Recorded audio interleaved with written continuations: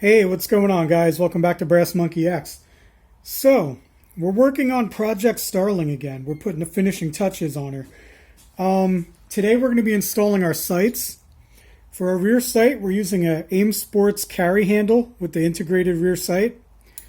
And for our front sight, we're using a UTG Fixed Front Sight.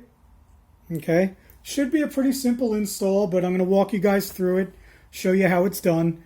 But as always, before we install anything on this channel, I'm going to roll in our disclaimer here.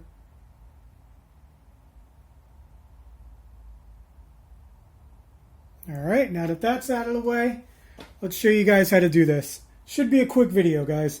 So we're going to start with our rear sight. Alright.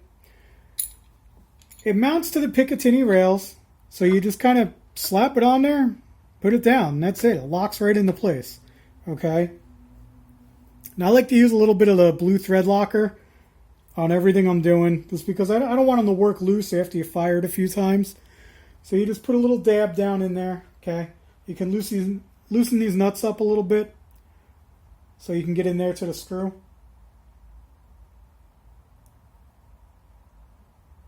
Just put a little dab on each one. That's all you need. And then you can go ahead and just tighten these down. Good thing about these giant knobs that they put on here, they may not look too nice, but you don't need any tools to tighten them down. You get a lot of torque on them with just your hands. So you torque them down real good like that. Let the thread locker do what it does, and we're good. That's it. That's the rear sight all installed. Now the front sight, let's move you over. Okay, we're going to take our UTG front sight. We want to put it as far forward on the firearm as we can, because you want as long of a sight picture as you can get. Okay, the further away your front sight is from your rear sight, the better. You're going to get better accuracy out of it.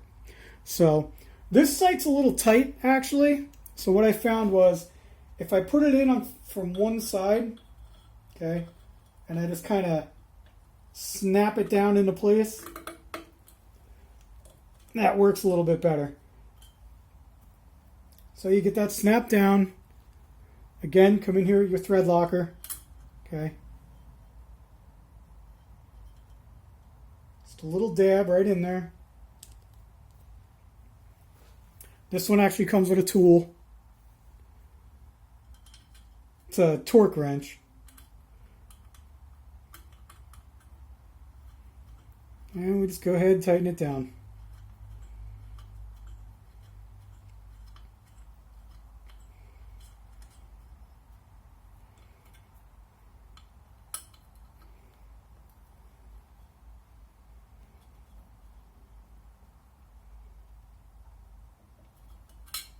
Nice and tight, good to go.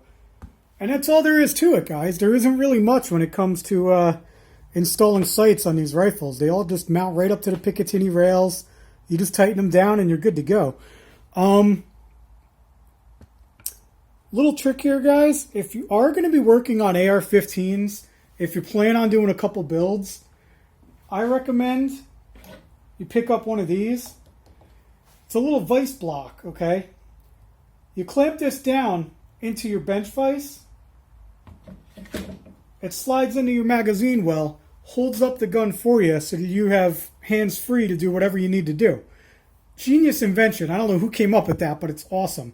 If you plan on working on any AR-15s, I recommend getting one of these. It makes things so much easier. But yeah, that's all I really got for you today, guys. That was the last step, basically. Our next video, I'm going to show you guys how I lubricate everything before we take it to the range or any of that. We're going to get in here, we're going to open it up, we're going to lubricate it. We're going to install our bolt carrier group and our charging handle on the next video as well. And that'll be it, guys. This project will be finished. We'll do a benchtop banter on it. We'll go over all the parts we put in it, how much everything costs. Like I said, I was trying to keep the cost under $800. We'll see how close I came to that. But yeah, stay tuned, guys. If you want to see the end of this project, the next couple of videos are coming up. And thanks for tuning in so far. I appreciate you watching, and We'll catch you next time.